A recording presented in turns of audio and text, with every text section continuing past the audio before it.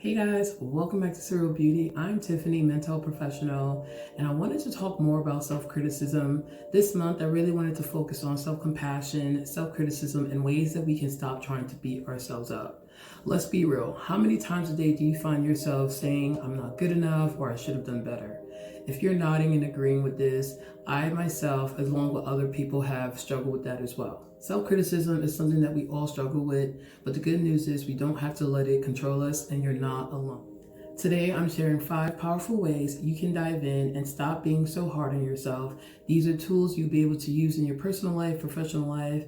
Let's dive in. This video will be broken up into 2 segments, so I'll be sharing the first 3 ways in this video and the following 2 in part 2. And so let's dive into the first way, as we know, recognizing the inner critic. First, we have to recognize that inner voice, that little voice in our head, which is our inner critic. The one that's always telling us that we're always messing up, we're not good enough, or everyone seems to have it all together but us. And as we see, we all experiencing having these thoughts, but the key is to notice these thoughts, and again, without letting it define you.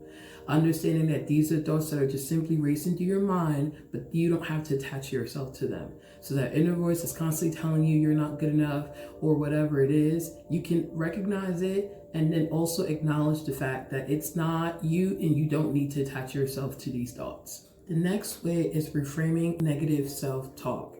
So a lot of the times, what we typically end up doing, especially like when we make a mistake, we'll instantly tell ourselves that we're so stupid, for making a mistake or things like that. But honestly, the way we talk to ourselves matters. So when you make a mistake, instead of saying I'm stupid, reframe that negative self-talk. Reframing that negative self-talk with something positive would look like, I'm still young, and recognize you made a mistake, and it would look something like this. Recognizing I'm still young, or I'm new at this event or whatever actual task that you're doing, and that you have ways to go. I have, ways to learn, ways to grow. Reframing it to where you're not stupid or inadequate, rather it's, I have not yet reached that level of education.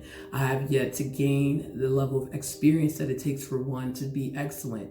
Or if you fail a test, something simple, instead of saying I'm so stupid, really kind of processing, did I take enough time to study? Did I not understand a certain concept or theory or mathematical problem, whatever it is? And instead of saying I'm not good enough or I'm stupid, and reframing that to more positive self-talk, which would be I need to study more so that my ability can become greater and things of that sort. So changing a negative self-talk to reframing it to positive is a very useful way to incorporate more self-compassion and getting rid of that self-criticism. A third way is self-compassion. I shared this a little bit in my last video with self-compassion and mindfulness, but yes, self-compassion, has to do with how we talk to ourselves and how we treat ourselves. Are we kind, or are we gentle with ourselves, or are we not?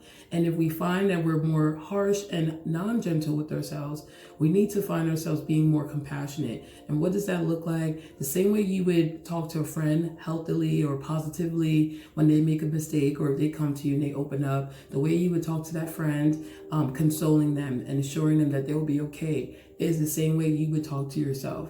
And incorporating these little daily small changes in how you speak to yourself and how you treat yourself, you'll see a tremendous difference for sure. And a small example of how you would talk to yourself or how you would talk to a friend in a more compassionate way is if they were to make a mistake, or if you were to make a mistake, telling yourself, I will do better.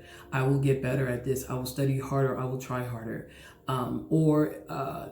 Looking at the situation from a standpoint of, instead of I'm dumb, it's I need to enhance my skill sets. I need to practice harder. These are ways to show yourself more self-compassion. So there you have it, guys. Those are the 3 powerful ways you can stop being so hard on yourself and treating yourself with kindness. I will be making a part 2, so be sure to check out for that video. And again, overcoming self-criticism isn't about never having negative thoughts. It's about challenging them, reframing them, and treating yourself with kindness. If there was something you learned from this video, be sure to like, subscribe, and even share with a loved one or a friend. Until next time.